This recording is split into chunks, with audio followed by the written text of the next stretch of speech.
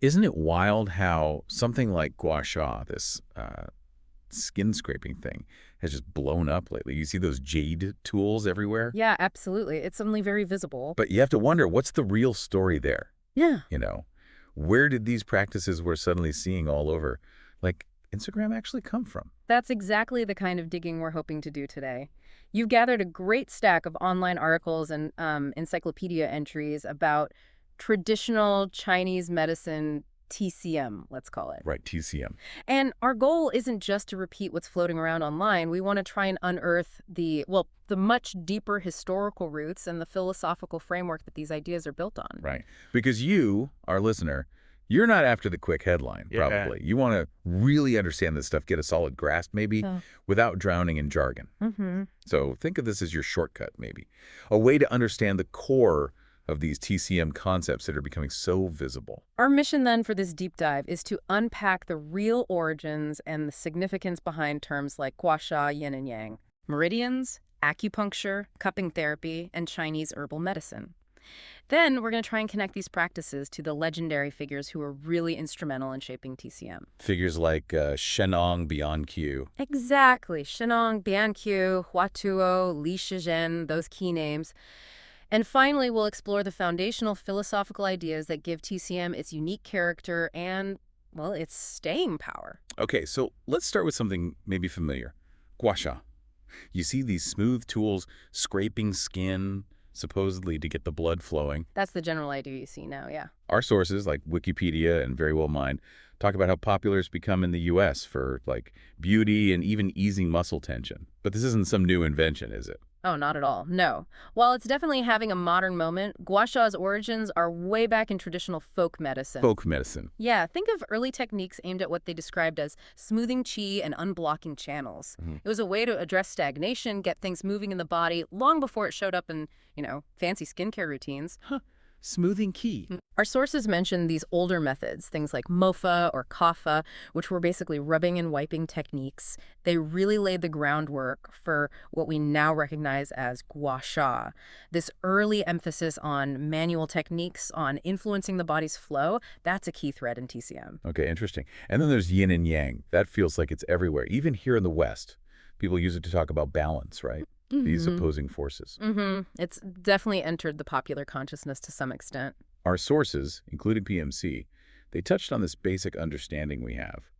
But it's way more than just a general concept of balance in TCM, isn't it? Yeah. It seems really fundamental. Oh, absolutely fundamental. And what's so interesting is that yin and yang isn't just a medical idea within TCM. It's actually deeply embedded in ancient Chinese philosophy itself. Philosophy, like way back. Way back. Go back to texts like the Book of Changes, the Zhu Yu or I Ching, a really ancient text about cosmology, divination. These writings used yin and yang to describe the fundamental principles governing the entire cosmos, these forces that are opposite but completely dependent on each other. Yeah. Then later, this core philosophical concept got integrated into TCM, most significantly in the foundational medical text, the Yellow Emperor's Inner Classic, the Huandine Jing. The Yellow Emperor's Inner Classic. I've heard of that one. Right. And this text used yin and yang as a framework to explain, well, everything, from the structure and function of the body to why diseases develop. So it's really a lens through which TCM views the entire human experience. Okay, that's much deeper than just find your balance. It's deeper, yes. Meridians, though, they feel a bit more obscure, here in the U.S. anyway. I see them mentioned with things like yoga sometimes or acupuncture. PMC brought them up too. How are these understood within TCM? Right. Meridians are defined as this network of channels throughout the body, and they're believed to transport qi, that fundamental life energy. Right. Yeah. And blood. So while maybe not as commonly known as yin and yang in the US, their systematic description is absolutely central to TCM theory and practice. Where did that system come from? Again, the Yellow Emperor's Inner Classic is where you find the initial framework. It laid out these pathways and their connections to the internal organs. Okay. Then later on, other important texts, like the Classic of Difficulties, the Nanjing, they further expanded and refined the understanding of this meridian system. Think of it as a complex, energetic map of the body that guides many TCM therapies. An energetic map. I like that. An acupuncture that's definitely become more mainstream. You see clinics all over. For sure. Elsie Chinese School and our sources pointed out how widely it's used here for things like pain, stress. Mm-hmm. It's about putting needles in specific spots, yeah. That's the basic technique, yes. Acupuncture involves inserting very fine needles at specific points along those meridians we just talked about. Okay. And the aim is to help regulate the flow of qi and blood, to restore balance within the body. And its roots are also in that Yellow Emperor's text. The discussion of needle therapies goes back that far, yes. Like many TCM practices, the seeds are in the Huangdi Neijing, but it was later developed into a really comprehensive system of treatment in influential works like the AB classic of acupuncture and moxibustion, the Zenji Jie Yijing. So you see this like evolution from early ideas to a whole system. Exactly. Yeah. A gradual refinement and systemization over centuries. Okay. Cupping therapy, that's another one that's been popping up, especially with athletes, celebrities. LC Chinese School mentioned its use for muscle pain. The telltale circular mercs. Yeah. It looks pretty intense with those suction cups. It certainly has a visual impact. Cupping involves creating suction on the skin, traditionally using heated glass cups, though other materials are used now too. And it does what?